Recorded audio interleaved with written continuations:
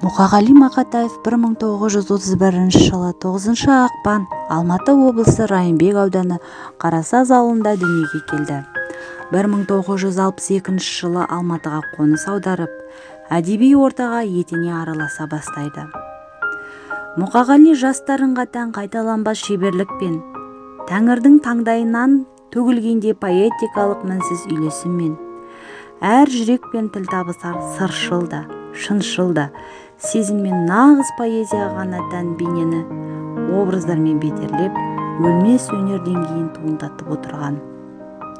Ақынның тұңғыш өлеңдері «Қырман басында», «Қойшы бала», «Әкітай», «Советтік шекара», «Інімнің ойы», «Шебер», «Жастық жыр» атты жинақ кітаптары бар. Мұқағалидың «Қарлығашым келдің бе», «Дариға жүрек», «Аққулар ұйықтағанда», «Шуағым менің», «Соғады жүрек», «Шолпан», «Жырлайды жүрек», «Өмір өзен», «Өмір дастан», «Қош махаббат» атты кітаптары жарық көрді.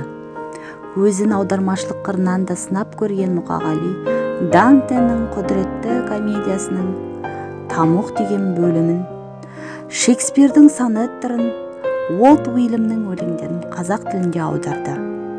Ақынның көзі тірісінде 3 аударма кітабы жарық көрді.